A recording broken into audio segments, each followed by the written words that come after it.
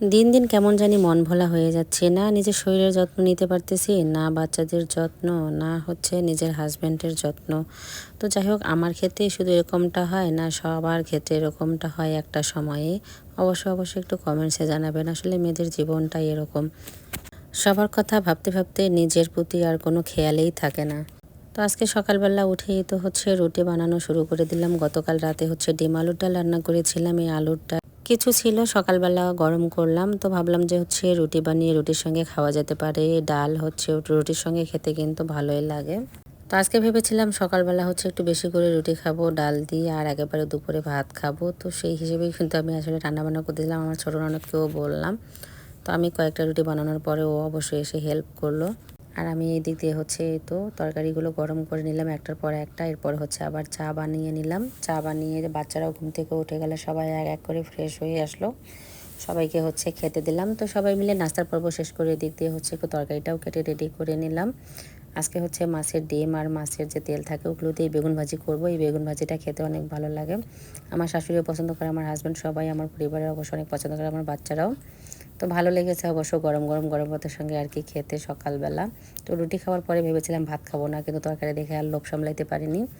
যদিও নিজে রান্না করেছি, এরপরে হচ্ছে তো গরম সবাই মিলে আবার খেয়ে নিয়েছি। এর মধ্যে হচ্ছে গতকালকে আমরা কিছু ধান সিদ্ধ করে নিয়েছি। আমাদের হচ্ছে আদিয়ারি দিয়ে গিয়েছে ধান।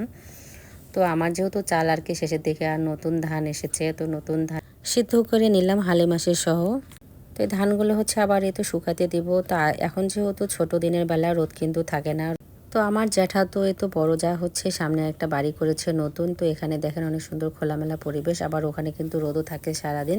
তাই ওখানে হচ্ছে নেট বিছিয়ে তো ধানগুলো হচ্ছে আমরা দিয়ে দিয়েছি। মার্শাল্লাহ, আজকে রোদটাও অনেক কড়া ছিল, সারাদিনই ওখানে রোদ পেয়েছে। বিকেলবেলার দিকে শুধু ছায়া চলে আসছে, তখন অবশ্য হালিমাসি সব ওখানে রেখে সুন্দর করে ঢাকিয়ে দিয়ে এসেছে। আর যাই হোক, ধানের একটা ঝামেলা আমাদের মাথা থেকে চলে গেল।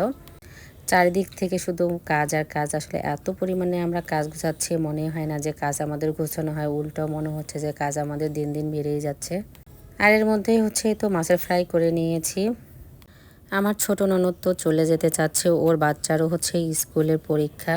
আর আমার শাশুড়ি আমার সঙ্গে কিন্তু সব সময় দুই একজন লোক পাশে সব সময়ের জন্য দরকার হয়। আর আমি যেহেতু সংসারের কাজ করি এপাশ ওপাশ সব জায়গায় হচ্ছে আমাকে একটু দেখাশোনা করতে হয়, তাই হচ্ছে তো আমার ছোট ননদ কয়েকদিন বা এর মধ্যে আবার সন্ধ্যার পর হচ্ছে আমার সেজন ননাস আসে, তার উপর হচ্ছে আমার মেজন, উনিও সারাদিন রাতে যাওয়া আসা করে। তো আমার ছোট ননদ চলে গেলে অবশ্য আমার হচ্ছে মেজন ননাস এসে থাকবে।